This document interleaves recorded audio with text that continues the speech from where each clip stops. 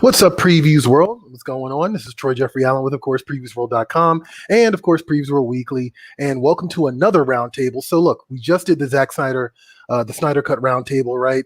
And before that, we did the Dawn of X roundtable. There's a huge gap in between, but what we're hoping to do is to make these things kind of an ongoing thing. So if there's an event in comics or around comics, then we get to do a little roundtable, aka Troy gets to hang out with his friends for an hour on work during work hours. So welcome to the show. Let me introduce you to our guest this week. First up, Eli Schwabb of Cosmic Lion Productions. What up? What's up? What's up? And I'll definitely ask you guys about your podcast in a second, but I want to get to our second guest, hip hop sensation Manus. What's going on, man? Oh man, hip hop sensation. Thank you so much. Nice to meet you, my man. Nice to meet you too, man. Actually, I guess we're officially meeting right now, but like Eli slid under the desk a couple of your YouTube videos my way, and I was like, oh, this is nice. I like this.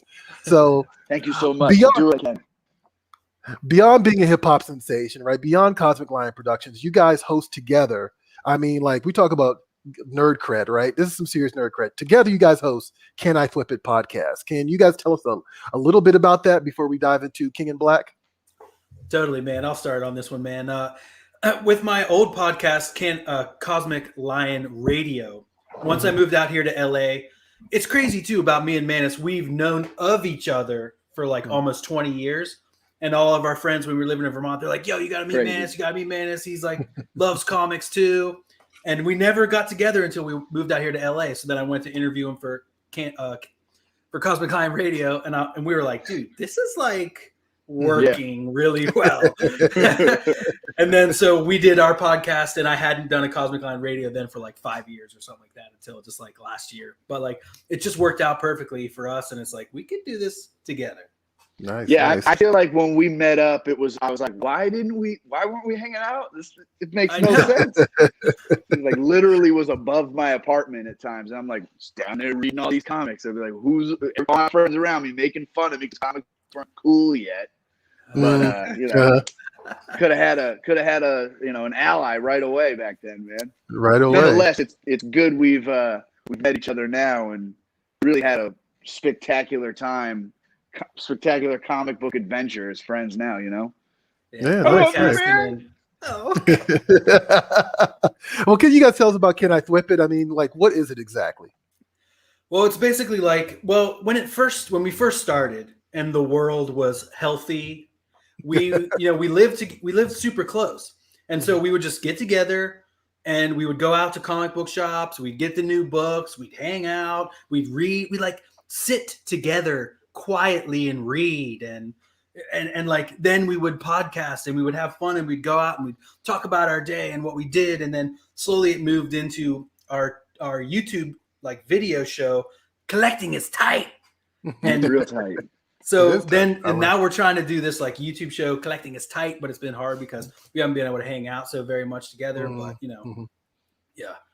But it's just been amazing hanging out, and it's because Manus does hip hop and I do comics, I write comics. We were like, we got to think of a name that's like together. So we were trying to figure out what, can I kick it? Yes, you can. Can I thwip it? Yes, you can. So yes, that's where you can. From. We basically just would run around. It would just be like a round table every week for what came out new, whatever. Like, because I collect toys and all sorts of other stuff, video game stuff. I would bring a little of that to the table too, and we would, just talk about whatever nerd stuff was going down that week that intrigued us. Nice. No, I mean, definitely check that out. You guys can catch it on YouTube. What is it? What else is it on? Yeah, it's on. We have a Libsyn website, but that like syndicates it, so it's on iTunes, it's on Spotify, all those podcasts, Podchaser, Podbean, all that stuff. So just search "Can I Thwip It?" THWIPP. There's not always two P's, but we got usually. So, guys, the last issue of King in Black dropped this past week, right? Actually, a couple of days ago. It was a 5-issue series. Whoa, we got Donnie Cates in here. Yo, oh my God. Well, now we got to say nice things about him. Well, that's all we had. That's all we had planned. We've been talking about Knulled out Symbiote for years on our podcast, because we've been following it since as soon as Donny Cates come on, and even Yeah. Thanos wins and all Right. that stuff. So we've been and Silver Surfer Black. Surfer oh Black. my god, Yeah, I'm such a huge Surfer fan. So all those books, man, we were covering on the cast. No, awesome. So let's dive into it. Let's talk about Cates' and Stegman's book then. First of all, I guess like the number one thing here is like, look, crossovers, right? Yeah. There's a lot of hype leading into them, and then I want to say, and I want to say that 90. Oh, that's maybe too harsh. I'd say 60% of the time they don't live up to the hype. But would you guys say this lives up to hype? I'm gonna start with you, Manus. What do you say? I mean, yeah. I personally, from the story, I kind of when the book starts, when King in Black 1 starts, I'm like, this is hopeless. These guys got nothing here. But by the time we got to the end, I was like, okay, this is exciting. These figured out a cool way to come around and defeat this guy. I mean, because Absolute Carnage kind of ended. It kind of ended like, damn, he's coming. They didn't stop it, Right? And Yeah, then yeah. It led into this bigger event where he gets there, and he is just like crazy overpowered compared to everybody who's capable of fighting him at the moment. And it just that first issue felt so hopeless. Even the second issue, it felt hopeless. It felt like these guys they're not going to be able to deal with this guy. We're done. We're finished. This is the day the heroes fail. But I love ultimately that at the end, it comes around and you're like, okay, that was tight. Like, I loved the last issue. I know we'll get to it as we get to it. But and just all the setup that he had for this, and taking pieces from the past and incorporating them into the story to, I don't know, build this like grandiose moment. In my opinion, it's like the Infinity Gauntlet was the time before this event that really like lived up to its hype. I guess even back then, probably people said the same kind of thing that we all say now about these events too. It's like, did it live up to the hype? People probably back then were like, Infinity Gauntlet, whatever. But ultimately, like, Infinity Gauntlet is one of the most like renowned stories in the Marvel universe, to date. And I think that this one sits nicely next to that one in terms of like satisfaction and them coming around and working it out. Because man, if they didn't work it out, we'd all be nulled out and Symbiote right now. There you go. That's one. We're doing the nulled out Symbiote count. That's one. Actually, real quick before I forgot one thing before we get into this, Johnny, if you can you just pop up spoiler warning? I shouldn't have to say this. The last issue dropped this week. We're going to talk about all of it. So if you haven't picked up your copy, just come back and check it out because we're going to say we're going to talk about it and we're going to say some insightful stuff. I swear. Gotcha. It's going to get philosophical in here. So no, I'm glad you mentioned all the connecting pieces. I'm glad you mentioned that Knull is kind of OP because he's kind of OP. He definitely I felt that a little bit, but also I got to point out, Absolute Carnage ended. I think that was one of the things I liked about Absolute Carnage is like they didn't win. No. You know what I mean? And like I found that kind of refreshing, like ultimately, like, and I think actually the same thing is kind of with the Infinity Gauntlet, right? Like it kind of ends with well, they won, but not really, So yeah, I'm all for that. What about you, Eli? Like, did you think it lived up to the hype? I mean, honestly, yes. I get so swept up in all the stuff and all the backstory that Cates brought to it. I love it because like we were talking before it was just like the Beyonder like gave Spidey some black suits, like a black costume to wear, and like and that was kind of it. We didn't know he was like an alien. That was it. But now now every story previously, there's so much more depth in the like Vietnam, whatever thing. Like all the stuff, Rex Strickland, all the back stuff, Venom First Host, like Manus said, laying all those ground pieces to then, he's coming, the King in Black is coming. Manus, we did that one episode that we opened on the chant. Like, what was that chant that all the like, God is coming. No, it's coming. Like there was that one chant from character acting. Oh man, we always try to do that, but like it totally lived up to the hype, and ultimately the weapon that was created to, oh my God, it was amazing. It lived up to the hype, man. We love this stuff, so it's like, God. No, I ate it up, and you know what? I can tell. Like I said this, I did a Thanos wins video. Like a few years ago. And one of the things I said that I think still is true to this day is you can tell that Donny Cates, dare I say, is one of us. He's definitely a fan. I feel like he's our particular type of fan in a lot of ways. Like, you know what I mean? Like First spoiler right off the bat, the Captain Universe pull like just blew my mind when I like read that in issue. I think it was issue 5. Like just bringing all these pieces together, like Manus said, to tell this like giant story. So did you guys read the other stuff? Did you guys read Thanos Wins, Cosmic Ghost Rider? Was it also he's got a Thor run right now? Were you guys already following all that stuff? Oh yeah, Yeah, absolutely. we were covering that on Can I Thwip It? Yeah. Okay, cool. I didn't read the Thor run yet, though. Like now, I think I'm going to go back and get it. Manus was filling me in on the Fs, but like I'm gonna. Oh my God, the first 6 issues of that series, where Galactus comes in like the Black Winter or whatever that is, that's engulfing the universe, which was like the initial event that spawned Galactus. You know, Gallon was the sole survivor of this event before. And then how they like, just, I don't know, when Thor like throws the hammer through his knee, like, yes, kill him. That was a cool. And then he like fights his dark half in that. I think I'm only up to issue 9. I definitely have like a short box full of comic books I need to read. And I think they're up to like issue 13 or 14 or 15 of that now. I got to go back and see where he's taking it after the whole Black Witcher thing. But yeah, like King Thor, Herald of Galactus. Yeah, was pretty dope. And you know, he was also something to kind of help deter Knull a little bit in the King in Black. You know, thank God he pulled up and offered whatever hand he could. Yeah, there he is. There he is. I love that. I love that costume design too, man. I love that. I love how like the first, I want to say like what the first 3 issues, everybody's like, where's Thor? Where's Thor? Where's Thor? Where's Thor? Yeah. Like they just kept echoing that over and over again. It was like, please God, bring Thor here, like make it happen. And then he shows up and he's kind of like, he tries his best, but ultimately he sure does. It comes down to an additional party has to save the day. And yeah, that was absolutely phenomenal. Me personally, I just read Silver Surfer Black last week. And so, like, you know, so I did a lot of catching up in between because I had read Absolute Carnage and I had definitely read Thanos Wins, definitely read Cosmic Ghost Rider. Have not read Thor yet either. So I'm with you on that one, Eli. Kind of regretting it right now. Yeah. But yeah, right. But like, it was really cool to also just kind of see that get tied into this, to see Silver Surfer Black get tied into this. Specifically, like, there's this whole overarching theme of like, of redemption that kind of threads through all of these books, which I thought was actually pretty interesting too. Like in Thanos Wins, it's about, you know, can you redeem a killer if he like, I'm sorry, Cosmic Ghost Rider, it's about can a killer be redeemed if like, you know, if the clock is set back and he's raised, he's reared from an early age to be something that he's not, right? And then all of Silver Surfer Black is him kind of coming to terms with the fact that he was the Galactus, the Herald of Galactus.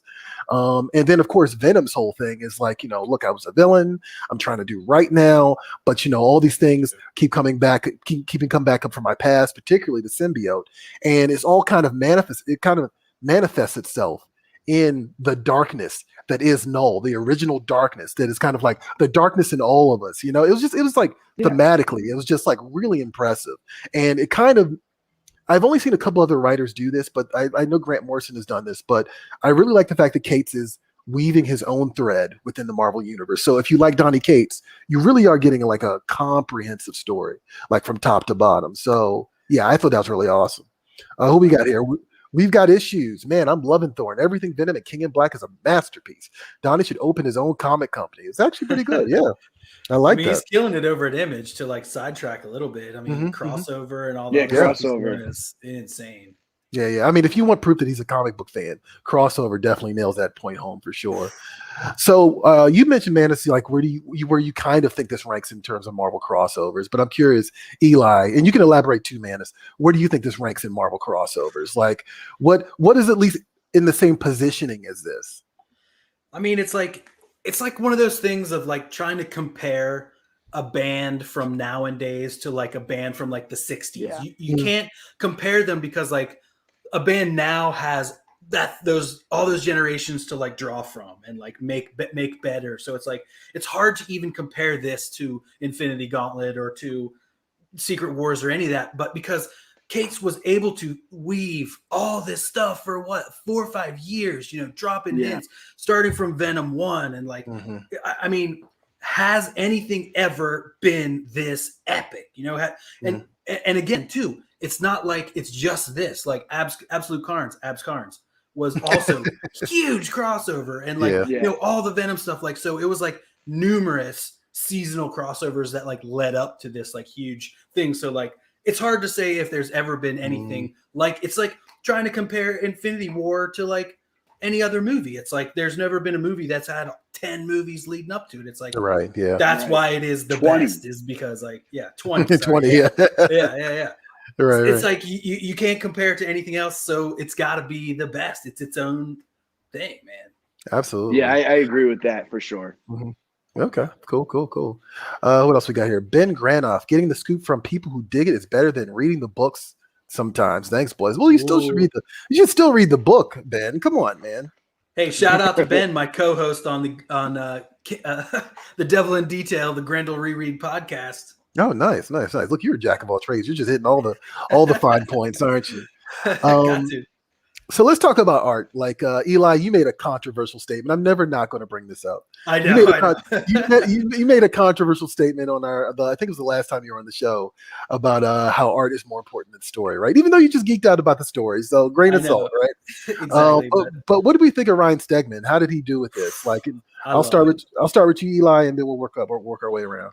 I love him. I mean, Stegman was brought to my attention by Manus when his work on just the Amazing Spider-Man or the Spider-Man book. And just like, I love the way, and we were talking about this on the Can I Thwip It episode, which will be coming out later today, is like the way that he just sculpts his characters and the heft and grit that he, look at that. I mean, and every Eddie panel, his cheekbones and the beard and the hair, and like, I mean, he combines like exactly right here. The mouth is so McFarlane and so like early. It's not that crazy, like, and though you do get it, the tongue whipping around, spiraling out, like, this is. Oh man, I love Stegman's art. I think he does it great. The way he captures the X-Men too, and like all, I don't know, I love it. And in this case, because you have amazing artists working with such an amazing artist. They work together in perfect, if I may, symbiosis. Yeah, no, I'm with it. I think I'm with you on that. Absolutely. Like, no, I want to point. Eli's going to lay down some puns here, so it's going to be great. I appreciate it. What about you, Manus? What did you think of art? I think always in terms of comics, for me personally, like art is way more important to me than the story can be, because it could be like a really like Scud, the disposable assassin, for instance. I guess that's a little more of a complex story when you actually think about it and can understand it. But like when I was younger and would grab a comic book, what would really draw me in was the artwork, not as much of what was really going on when you could actually, understand and fathom the stories. And in terms of Stegman, I mean, he literally, I hate to compare artists because I think that everybody's unique in their own way, but Stegman really embodies a lot of my favorite artists, like Joe Madureira, like J. Scott Campbell, like Todd McFarlane. He puts all those guys kind of together. I think that's been one of the bigger things for me as to why I love Ryan Stegman's art. Ryan Otley too, guys like that. But specifically in the story, I mean, like Eli was saying, he puts so much detail in the face and just like makes it heavy. The images he draws really weigh on you, or they like super exciting and get you geeked up for like what's to come, that over exaggerated display of actions and stuff like that. Man, Ryan Stegman's definitely in my top. It would be really hard for me to have a top like 3 per se, because I would just keep going. There's so many artists that I think are like, so unbelievable, and Ryan's in there in that pocket of artists for me for sure. He's one of my favorites. He's the riot that is riots. I love it. I love it. Actually, he's the riot. He's the riot that's a Stegman, not a riot. Oh, damn! I get all this mixed in my head. It's 2 Ryans that kill it on Spidey. Sorry, there's a bunch of Ryans. They draw Spider-Man, and it's there you go. The Ryans Stegman. That's right. Yeah. No, you know what? Spidey for a second. Now, you know what? I actually didn't even think about this, but you're 100% right. Like the Todd McFarlane pull, there's something to that. You're on the money about that, and actually, that's maybe what felt new but familiar to me as I was reading it, and I didn't know why. But yeah, I can definitely see those influences. Definitely, I definitely noted it. There's moments there. Johnny just showed an image Knull with his hair kind of blowing away from the panel or whatever. And I'm like, there's definitely moments where I'm like, man, it's like you can see kind of the anime influence in some of this stuff too.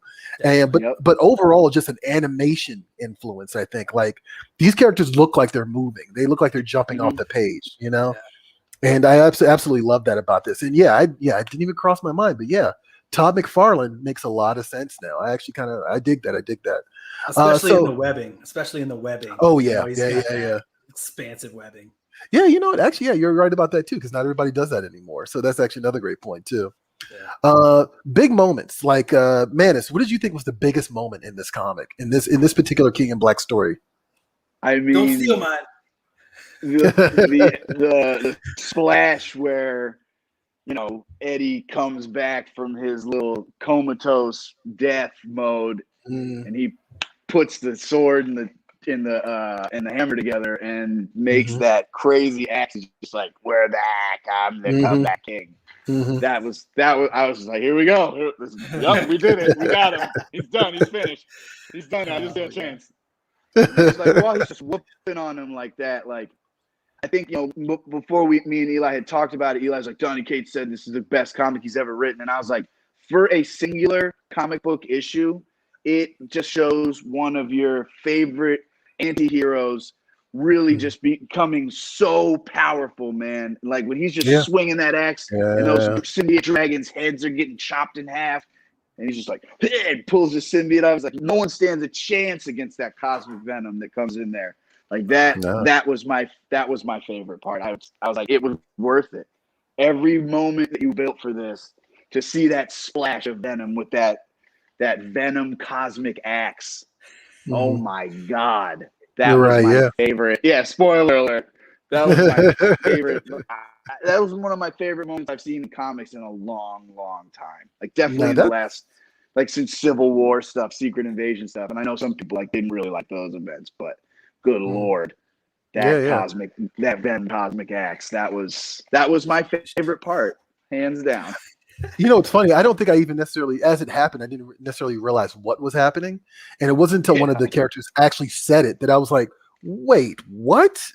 Like, this is insane. I mean, he's really good at it. Again, this is why I think like I really do feel like he's a fan.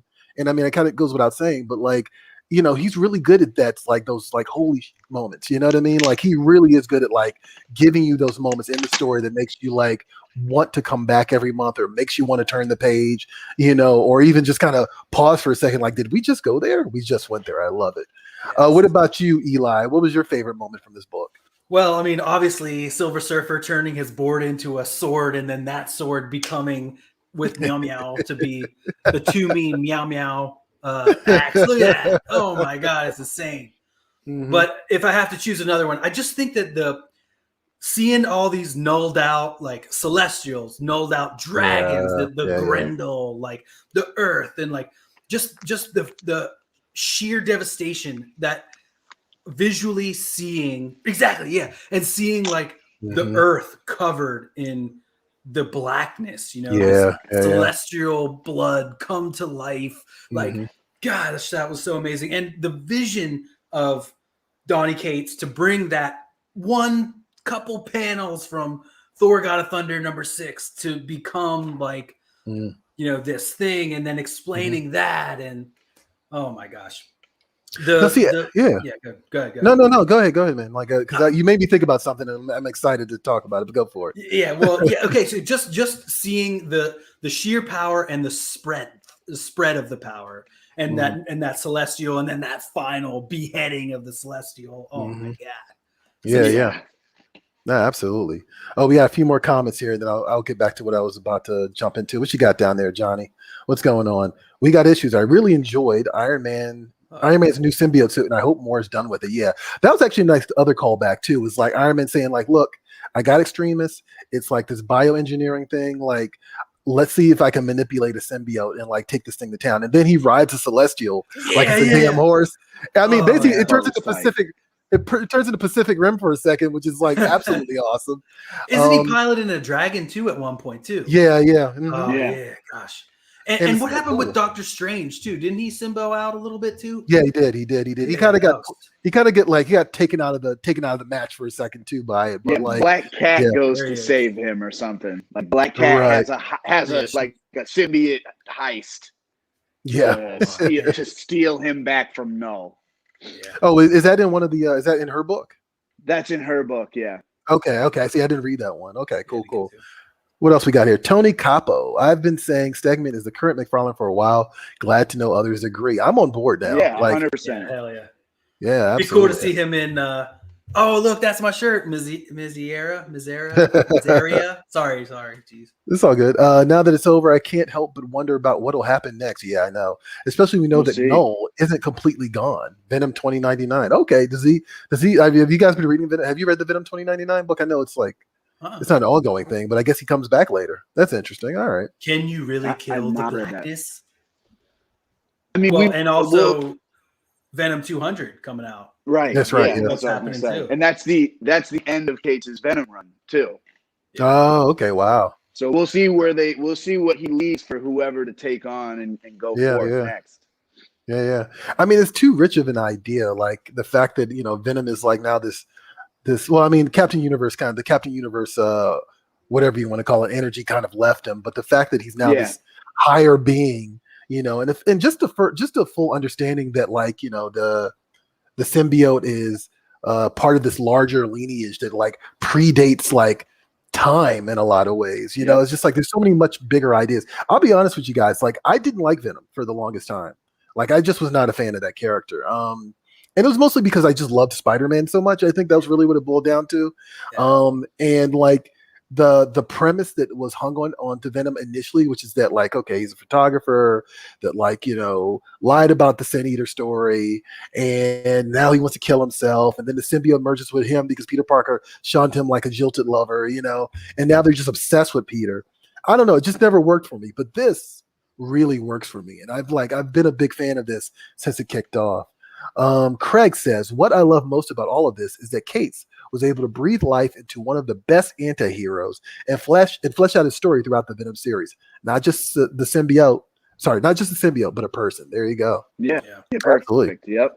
I mean, he really revolutionized this character, and as I've been listening to Robservations, as I'm sure many of you guys too, and he talks about how Cates brought this book that was barely selling and turned it into Marvel's #1 book. And they had been doing some interesting things with Venom, especially Flash Thompson Venom Space Knight, and then coming back and doing the Venom crossover with the X-Men from the past that came to the future. That run, something blue, something that was really cool. X-Men Blue. That was the poison story with the anti-Venom, the virus or whatever that was. That was part of the Venomverse stuff. What was that story called? Where they if you had the symbiote, you get hardened out. I forget exactly what that was called. Oh yeah. The poisons came in, and that was the Cullen. Wasn't that the Cullen Bunn story or something like that? If you guys know in the chat, let's Venomized. There you go. Yeah. Thank you, Johnny. Thank you. Yeah, that was awesome. So they had been doing some interesting stuff with him because again, the symbiote is such a cool thing. It cannot be understated. It's almost like the Mask in a way where you can do anything. There's no end to this, and you can't be hurt, and you get bigger and smaller, and you can create weapons, and oh my gosh. Yeah. So, it's like a Green Lantern ring sort of even, except for right. You don't have to be worthy of it per se. True. Yeah, no, it kind of chooses you, which is actually really cool. For me, I think the big moment, and it's mostly a big moment because it kind of proved up front that this was going to get bigger. The moment that the Celestials showed up, at Knull's back, fully nulled out Symbos, as Eli likes to say. Right? That's Manus. Yeah, we. So that's 2 right there. But that moment, that moment was such a huge moment because it was oh, okay, we're going all the way with this. We're going full tilt with this. And literally, in that moment, I was okay, if I hadn't realized at this point that he was changing our understanding of Venom, it's official now here. He just took out the celestial beings, the things that are the kickstarters of the universe. This is a nuts concept. And I actually thought that was absolutely cool. And it just reframed the entire character for me. You know, so I was all about it, man. Yeah. Let's see here. Complete Yeah, reframing. Like, Yeah, to 100%. be- Like you really. Sorry, go ahead. no, Go well, ahead. yeah, I just reread Venom 1 last night to prep for this a little bit. And like whenever he gets knocked, he gets like tranked, and then he wakes up with Rex Strickland, this guy, and he's like, "What do you really know about your Symbo? Do you know his name? Are you the first host? Yeah. When did he get to Earth?" And Eddie's like, "Oh damn. I don't." Right. Yeah. And then like, because then it was like the Symbo had this bad dream and it's getting like scared and it won't like listen to him. And then that's when he comes around and he's like, no doubt Symbos begin. And that's because like the hive mind is being like polluted with like, God is coming, he is coming. You're right. Yeah. Well, yeah. I mean, they're all technically like scared. I mean, Knull created the symbiotes and used them, but it's like they're all really scared of him. Right. They do what he says. They don't like technically like him or love him in any way. They just like have to obey him. Mm-hmm. Yeah, absolutely. And like you said, like I think like other big moments, blacking out the Earth, like kind of ensuring that there was no external like monster threat that was going to come in and like save the day, right? And then ultimately it takes the combined might of Silver Surfer and Captain Universe to like kind of like come in and actually actually save the day, which I also thought was pretty cool. So cool. They're like outside the Earth and they kind of like meet. They're like, So he's like, he comes in and then there's like this shiny ball and they're like, "What's up, dude? You ready?" Right. Kick some ass. right. No, I absolutely love that. I thought that was so cool. So yeah, we did talk a little bit about the expansion of the symbiote mythos, right? But I'm curious, like, what other aspects of this expansion did you guys really dig? Like, I will start with you, Manus, because you like kind of elaborated, but what other aspects of this the symbiote history that Cates has exposed to us that you thought was just awesome? Well, I think even to go back to what you were saying about how they reframed Eddie, I like that they gave him, you felt a little more for him. You saw his like troubled beginning and, before Spider-Man, all that, he doesn't come from a happy home. I mean, not a lot of characters in comics do, but, this guy's really damaged. Like you were saying, he was suicidal. Him and the symbiote met and then had this hatred for Spider-Man, but it really became way deeper than that moment ever was, giving him this son who's like, painted by him merging with the symbiote and all that stuff. Like, opening those doors for this character and really giving him more of a, what's the word that you like, you really, you sympathize, you empathize for this guy, you sympathize for him, seeing what he's going through and to watch him overcome, possibly the most difficult thing Earth has ever had to deal with, I really, in terms of over the whole thing that Cates wrote and relating to Venom was how he really gave us Eddie Brock's like history from a child to now to show his like real battered and beaten, self. Yeah, absolutely. No, I definitely had a moment when they introduced. So, I didn't really start reading this book until like somewhere in the middle of the Venom run, and so I saw that he had a son. I was like, oh God, here we go. Like they're going to introduce a kid, and this is going to be garbage. And like but then like I'm reading, I'm like, actually, I like the son, and it kind of works, and I like the kind of the tension that's there initially, where he's kind of like lying to the kid about being his dad and the reasons that he's doing it. You know what I mean? So yeah, this book created like or like Cates's run did the impossible for me, man. Like it really did. Like it made me really appreciate this character and want to see more from this character, which I wasn't really big on before.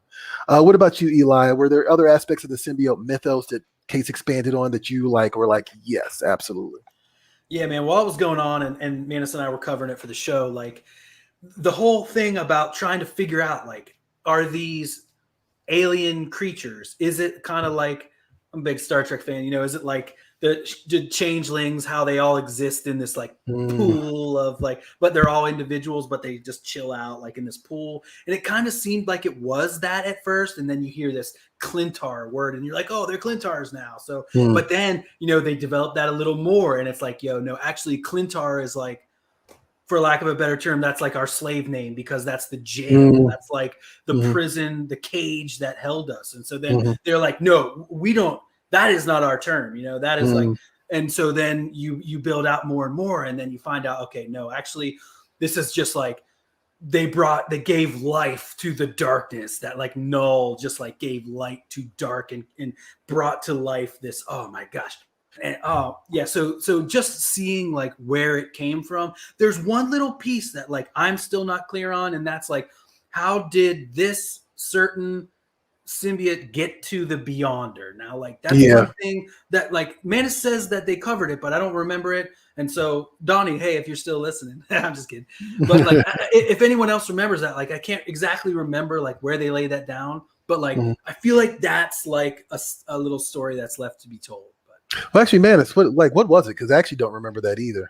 I feel like there's I don't remember if it's in that first Host book, Venom First Host, which has that the Kree dude who wore the symbiote at one point. His name is Telkar, and then when in that specific story, he like gets a piece of the symbiote back and creates a sleeper, I believe, from it. But I was pretty sure there was a book in there. I was trying to look it up before we were talking, but I'm pretty sure there was a book in there where they kind of say like how that specific symbiote got to the Beyonder and then to Peter, because of all the history he kind of gives us. But I can't exact the moment. There's a cool part in that the X-Men crossover with Venom where they're out in space, because they land in this like market where they're selling different symbiotes or something like that, and they're like, oh yeah, I sold, welcome back, you know, because Venom symbiote is like scared because like he's starting to remember that like he was in prison there and then sold, I think, to Telkar to be the first host, but then somehow Telkar, it was taken from the Beyonder, but you know, then again, the Beyonder is like what, all existence personified. So it's like, he could have just been like, yoink, now Spidey, you know, it's like true. Actually, that's a good point. Yeah. I always kind of figured like it was one of those things like, you know, one of the symbiotes was bound to like kind of like find its way around the universe, and it just happened to end up here. You know, was it Battle World or whatever? That's what it's called, right? Battle World. Yeah. So like that's always kind of how I took it, but now I'm gonna have to check that out. Like it was in the first Host book. You think, right, man? It's okay. I'll check that out. I believe so. Yeah. Now I'm diving full into this whole like backstory now, because like now I'm like super curious about everything that Kate has been doing with this. Craig, what do you guys think about the resurrection of Flash Thompson? Where do you see that going? That's a good question. I actually didn't catch that because I've been reading mostly the events. But what do you guys think? That's in Venom 34. Did he come back to Earth, or was he? No, his hand pops out of the grave at the end of Venom 34. I loved that the white dragon that he became inside of the Hive mind, the Codex mind, while Eddie was trying to escape. That issue basically shows Eddie like dealing with some emotional stuff as the Enigma Force comes and wakes him up. And then you're like, all right, now it's time for issue 5. But yeah, Flash Thompson's lit. I loved Agent Anti-Venom. Oh man, hell yeah. I just loved Flash gaining those powers and being a little like Spider-Man. I loved the character Flash Thompson, that he was this jerk, bully guy all through high school, gave Peter Parker his idol. He didn't even realize it. Gave that guy the hardest time ever. And then he like goes away to war and gets ultimately humbled. And then he gets, he was psyched to get the symbiote, and I felt like he never really had those type of like it's driving me crazy moments. Maybe occasionally we saw that in some of his Venom run, but yeah, I love just the honor that you see in Flash Thompson, and he's like a good hero. Like I think what was it? We lose him. He dies in Spidey 800. Like the Carnage Goblin kills him, I believe. Yeah. Right. That's where we lost him. And yeah, now it looks like he's back. Somebody's hand pops out of the grave at the end of 34. Okay. Flash Thompson. To end what I'm saying, Flash Thompson is tight. All that to say, Flash Thompson is tight. What about you, Eli? You into this idea? Yeah, I mean, ultimately in comics, who really stays dead? Like, and especially like Flash Thompson. And Agent Venom, Agent Anti-Venom was so cool. I mean, that character design, like Manus is saying, and like he's like Eddie, and he's this like redemption story. Like he hated Peter, and then ultimately, dude, the scene where Peter and Flash figure out who each other, that one's Spidey and that one's Agent Venom, like, because they had been working together for a minute. And then once they learned who each other are, like, that was a super epic moment in Spidey history, I think so. I'm excited to see what happens. You know, it seems like these guys, they always have those codexes. There's always that little codex at the bottom of the spine. And it like slowly, because I was saying, like, when Thor cranks off Knull's jaw, and then later on, you know, when he sucks the Symbo off, he's got his jaw back. I was like, man, it's like, how's that jaw back? And he's like, oh, the symbiote grows back your body. And like, the symbiote grows back under stuff. So like, so it must have just been slowly putting him back together. And then once his mind in the, you know, in the whatever it's called, the hive mind kind of got reactivated. And then he was like, oh, dang, my body is actually kind of growing back. So let's get back in there. Nice. So I'm psyched to see what happens. And I'm down, and I will buy Agent Venom Returns issue 1. Oh, 100%. Yeah. Nice. Yo, put that on my pull list, y'all. So we talked a little bit about you mentioned briefly that Knull is overpowered, right? Does it bother you a little bit? Like, I had this moment when I was reading and I was like, it's a little OP. This is getting kind of out of control. But then as the story rolled, yeah. You said what? I'll say issue 1, there was no hope. I had no hope. I had zero hope. I was like, we're done. It's over. Mm-hmm. You're right. No, I mean, the way he comes at them is like so hard. Like, you know what I mean? And like, I just had this moment, like, initially when I was reading it, I was like, yeah, he's a little OP. This is kind of like a bit much. But then I don't know, like, it's something about the drama that unfolds over the course of several issues. I just stopped caring about it. And like, I won't say that I was rooting for him, but like, I was kind of curious, like, what else could he do? You know what I mean? So what did you guys think about that? Like, it was OP or just right? I mean, I think he was. Go ahead, Eli. Go ahead. Just for me, quickly, like, this like turns on my writer's brain and like my creative side. It's like, can you really create a threat that truly, you know, puts fear into these amazing heroes unless they are overpowered? Like, when you think about Galactus and when you think about Thanos and you think about Q from Star Trek, or you think about Darkseid, like, all those dudes are the ultimate threats in their universe, and that's because they're like theoretically overpowered. And then only through like the creative writing of Donny Cates or whoever do you really find that like that like hole in the armor. So like, can you really create this truly epic story without introducing a villain who is like overpowered? Right. What about you, Manus? Yeah, I mean, I 100% agree with that. He's, you know, he is OP, and it took like a miracle. It literally took a miracle to stop him that, you know, not many of us would saw coming. You know, the Enigma first, I think, was something most people forgot about and did not expect to come and help save the day. Because I mean, he rips. I mean, Bob Reynolds is crazy, but you know, Sentry is like stronger than Superman type vibe, in my opinion, and also has like an evil entity within it that is incredibly overpowered. Like the Sentry flips back and forth to be the Void in the Sentry, and he just was like, "Oh, hey, Bob, you're dead." Yeah, oh my God. And I totally forgot about that. Yeah. No, I know. Right. No, I love releasing the Void right here, but he absorbed the Void is what he wanted. Yeah. No, I thought that was actually really clever. Like, first of all, it's a callback to what is it, like New Avengers, like the initial story where Sentry flies Carnage out and just rips him in half.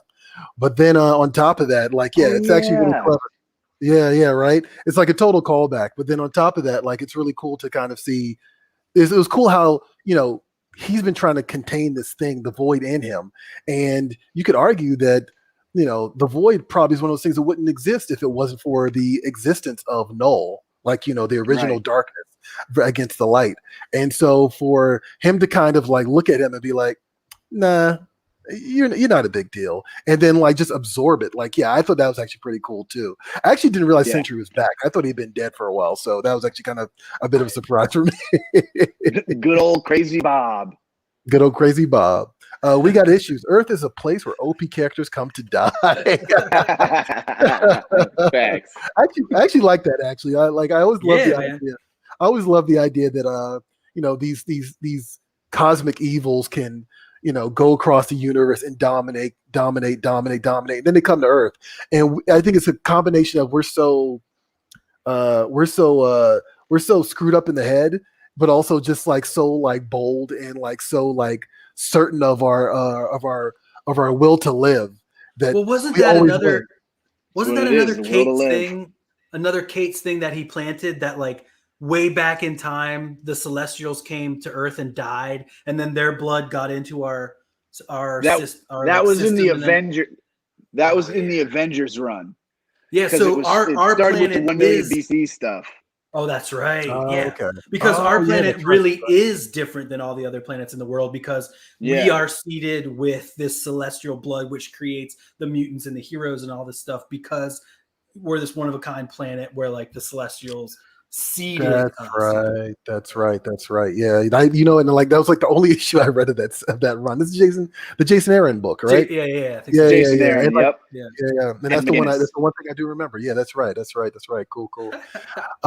Weird question for you guys. This was just something that crossed my mind while I was reading this issue. I was reading the miniseries. What do you think Knull sounds like? Because like I it's, saw that too. like I see the bubble and it's like this red and black like thing, and it's like really gravelly and like I'm Yeah. sure it's like if you could pinpoint what he sounds like, what would you think Knull sounds like? Yeah, kind of like in a hell where you were born. Yeah, and I like came deep, for your echoey. life. Yeah.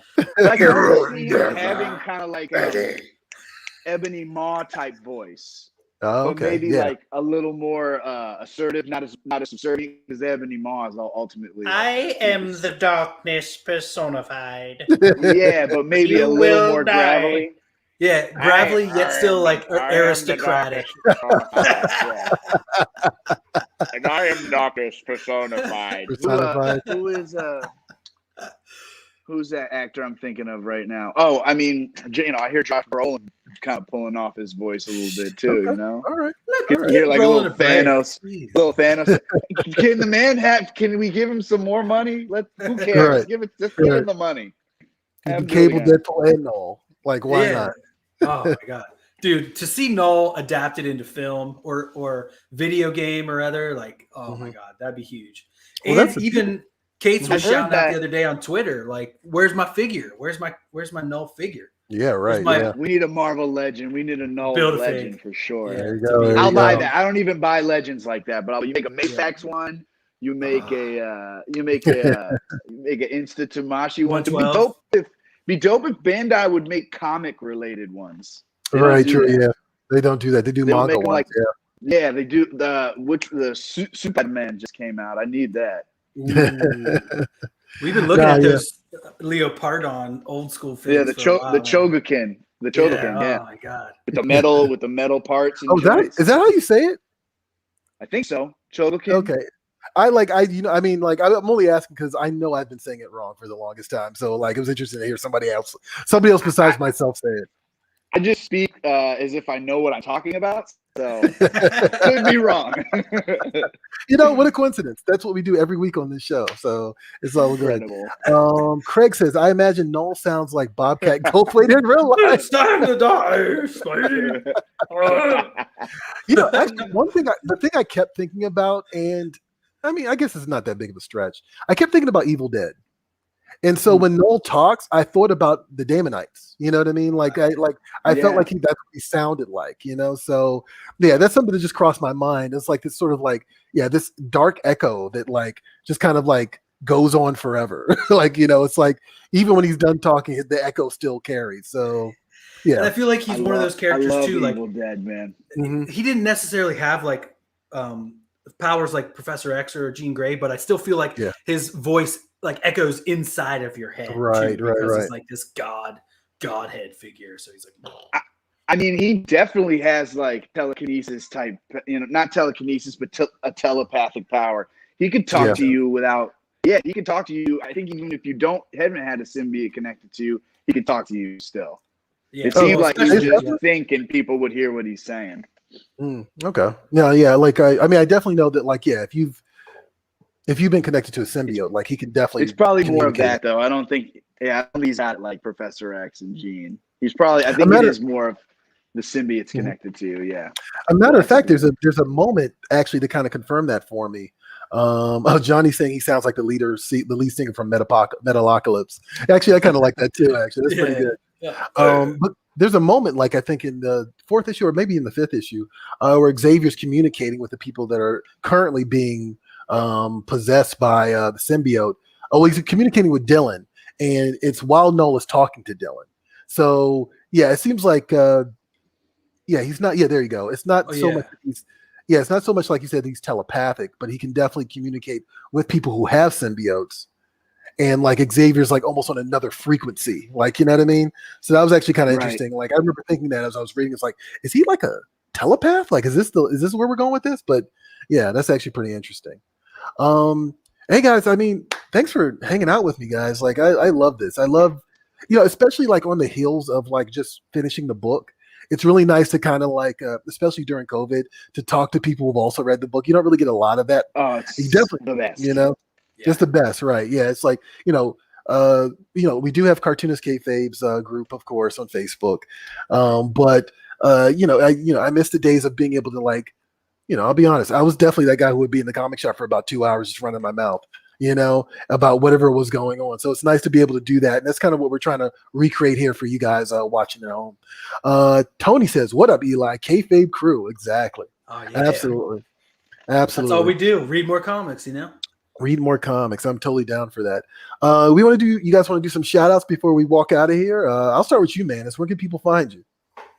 Okay, well, Snap, if you want to listen to some of my tunes, you can go to Spotify and just put my name in, or Apple Music, or it's all over all of that stuff. It's on YouTube too if you want to. You just put in MANUS, Manus. That's my name.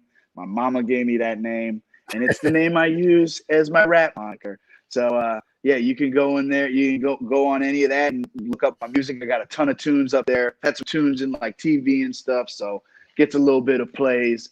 If you want to check out some cool vintage stuff like this, I have other comic related stuff like that at Jan Michael Vintage on Instagram. If you want to hit me up there, I can find some dope vintage for you. I got some crazy Evil Dead shirts, as you reminded me talking about that. I got anime stuff, and then just Can I Thwip It? Me and Eli on the Insta if you want to hit us up there, or look for us on Spotify or Apple Podcasts or Libsyn.com. Any of those, you can catch us on that. Awesome. Eli, you guys kind of share similar spaces, but what else can you tell us? When can people find you? Yeah, you can also check me out at Cosmic Lion on Instagram, cosmiclionproductions.com for all the print media. I just released The Ween Zine issue 6. If you're into the band Ween, you can check it out at theweenzine.com. That's in pre-orders right now. And I just got new books coming out. Keep in touch with everything on cosmiclionproductions.com. Join the Cartoonist Kayfabe group on Facebook if you're into it. Cartoonist Kayfabe ringside seats. And I'm taking submissions for Wizard, the comics magazine, which is like our little riff on Wizard. And so if you got comics or articles or interviews, hit me up on Eli at theweenzine.com via email. There you go. And actually, there you go, right here. There it is, right there. Hell yeah. Tight. And that's the second issue, right? That you're the second issue on? Yes, it is, yeah. Okay, I swear to you, Eli, eventually I'm gonna get my together and hit you up and contribute, because like it always sneaks up on me and I'm like, damn it, I had like 15 ideas I could use. So I'm gonna make it happen soon, I promise. I know Absolutely. you will. I know you will. Guys, thank you very much for joining me. Guys, back home, for you at home, for you people at home, definitely check out Can I Thwip It podcast. It's hilarious. And if you love the energy here, they definitely match that energy every single time they do an episode. So definitely check that out. And also like, share, and subscribe to Previews World. If you're watching us on Facebook, be sure to like us right now. While you're watching on Facebook, if you're liking us on YouTube, be sure to subscribe and don't miss any of the updates. Look, we just don't do video, of course, if this is the first time that you've discovered us. We are Previews. Previews have been around for decades. Like, we're how your local comic shop gets comics. So we basically cover everything comics, and we do it via previewsworld.com, and we do it from our various social media handles, all of which are Previews World. And also shout outs to Free Comic Book Day side of things, which is also part of our family. If you're watching there, be sure to keep an eye on Free Comic Book Day. It's happening this year in August, so definitely keep an eye out for that, and definitely follow us, and be sure to check Previews World Weekly every week. We do it Wednesday, 4 p.m. Eastern, 1 p.m. Pacific. That is on New Comic Book Day. Just hang out with us. If you enjoy talking comics, here with us, then you should definitely join us on Wednesdays and join us then. So that's it, guys. Thanks for doing this roundtable with us. Thanks for hanging out on this lazy Friday, right? Oh, yeah. Thanks for having us, man. Absolutely. And hey, guys, for you watching at home, we'll see you guys at the spinner rack. Catch you later.